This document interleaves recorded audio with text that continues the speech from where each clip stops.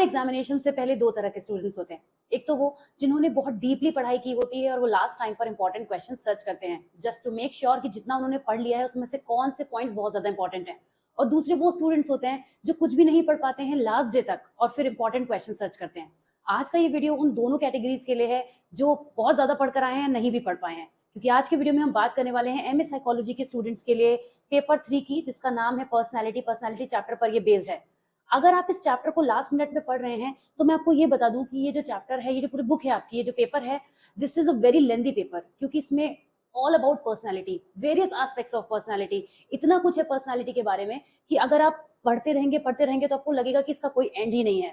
आज के इस वीडियो में मैं आपके लिए टॉप 30 टॉपिक्स लेकर आई हूँ, जिसके लिए मैंने आपके प्रीवियस क्वेश्चन पेपर्स की रिसर्च की है। अराउंड 9 to 10 सेशंस में पीछे गई हूँ, मतलब एक साल के 2 पेपर्स को मिलाकर टोटल 10 पेपर्स तक मैंने रिसर्च करी है और उसके बाद टॉप 30 टॉपिक्स निकाले हैं जिन्हें आपको एग्जामिनेशन में जाने से पहले मिस नहीं करना है। लेकिन इससे पहले कि मैं वीडियो स्टार्ट करूँ, मैं आपको ये बताना चाहूंगी कि ये जो आपका पेपर है, पेपर 3 MPC 003, ये पर्सनैलिटी टॉपिक पर पूरा बेस्ड है। सब कुछ इसमें पर्सनैलिटी से ही रिलेटेड है। तो मैं आपको सजेस्ट करूंगी, अगर मान लीजिए आप एग्जामिनेशन से थोड़ा भी पहले वीडियो को देख रहे हैं इंपॉर्टेंट क्वेश्चन से पहले, तो मैं आपको सजेस्ट करूंगी कि क्लास 12 की एनसीईआरटी एक बार आप उठा लीजिए, या अगर आप लास्ट मिनट में ये बुक खोलकर बैठे हैं एमए की, तो बहुत दिमाग आपका मैसी हो जाएगा कि मैं क्या पढूं और क्या छोड़ूं। तो भी आपके लिए सजेशन है कि क्लास 12 की एनसीईआरटी एक बार ओपन कर लीजिए, क्लास 12 की एनसीईआरटी, और उसका चैप्टर नंबर 2 है सेल्फ एंड पर्सनैलिटी।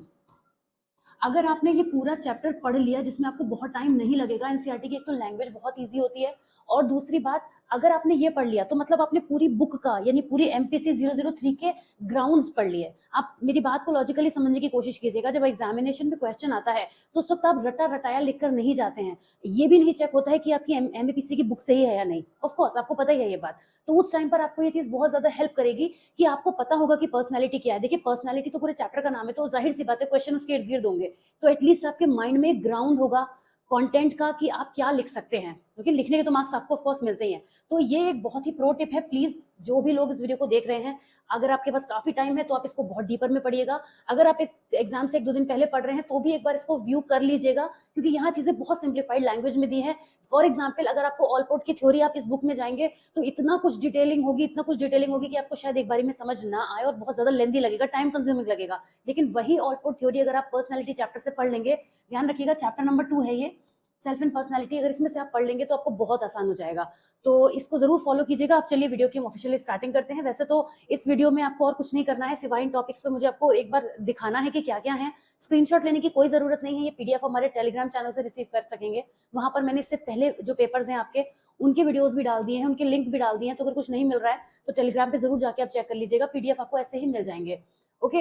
और मैं आपको ये बता दूं कि जब मैंने इस तरह से रिसर्च करी तो वो क्वेश्चन जो बहुत बार पूछे गए, जैसे कि पर्सनैलिटी क्या है, ये तो एक इंपॉर्टेंट टॉपिक है ही, ये तो आपको मिल ही जाएगा एक लॉन्ग क्वेश्चन में। ये जितने आपको +1 लगे दिख रहे हैं, इसका मतलब ये इतने ही टाइम्स और आया है ये क्वेश्चन, इतने टाइम में 8 to 10 टाइम्स में एक क्वेश्चन है। ये बहुत बार आया है, एक तो ये आया बहुत बार है, ऊपर से ये शॉर्ट लॉन्ग दोनों में पूछा गया। शॉर्ट लॉन्ग मतलब सेक्शन ए और सेक्शन बी की मैं यहाँ बात कर रही हूँ। मैं आपको बता दूं कि मैं प्रीवियस वीडियो में भी सेक्शन सी के लिए आपको टॉपिक नहीं बता रही हूँ। सेक्शन सी के लिए वही छोटे मोटे टॉपिक अंदर से निकल आते हैं, क्योंकि उसके लिए थोड़ा सा मुश्किल हो जाता है। तो सेक्शन ए और सेक्शन बी के ये क्वेश्चंस हैं। इसमें कैटल्स की ट्रेड थ्योरी भी कई बार पूछी गई है, बेंड्यूरा थ्योरी भी आप देख सकते हैं 4 टाइम्स पूछी गई है। ये सब चीजें कई बार पूछी गई हैं, तो इन्हें आपको बिल्कुल भी मिस नहीं करना है। अगर इग्नू खुद ही इन क्वेश्चंस को रिपीट कर रहा है तो जाहिर सी बात है आने वाले सालों में भी, आने वाले पेपर्स में भी ये क्वेश्चन इंपॉर्टेंट हो जाते हैं। ओके, कौन कौन, जैसे बिग 5 फैक्टर थ्योरी है, ये भी एक बार और आई थी, ये रह गया था, ये भी एक बार और आई है। और इस तरीके से आप देख सकते हैं जो पहले ज्यादा आई हैं उनको मैंने फ्रंट में रखा है। ये सारे टॉपिक आपको करने हैं कवर। और इस तरीके से आप देखिए, फ्रॉइड का स्ट्रक्चरल मॉडल आया है पर्सनैलिटी का 2 बार। एक बार आप ये देखिएगा पर्सनैलिटी की टाइप थ्योरीज, अगर आप जब पढ़ेंगे तो जाहिर सी बात है कोई भी 3 टाइप थ्योरी, कोई भी 3 ट्रेड थ्योरी इस तरीके से भी आ सकती हैं। तो पर्सनैलिटी थ्योरीज बहुत इंपॉर्टेंट हैं, तो ये ध्यान रखिएगा कि पर्सनैलिटी की basic theories, personality basic theories आप क्लास 12 की बुक से एक बार उठा के पढ़ लीजिए, वहां बहुत ही सॉर्टेड है। मैं बार बार रिपीट कर रही हूँ, उन बच्चों के लिए कह रही हूँ जिन्होंने साइकोलॉजी को इससे पहले नहीं पढ़ा है। पर्सनैलिटी की बेसिक थ्योरीज फ्रॉम एनसीईआरटी, ठीक है, इतना काम आप कर लीजिए, बहुत आपको हेल्प मिलेगी। और कुछ नहीं मिलेगा तो वीडियोज में भी आप मेरे देख सकते हैं, ठीक। ये जो टॉपिक्स हैं ये आपको प्रिपेयर करने हैं, ये कई बार पूछे गए हैं।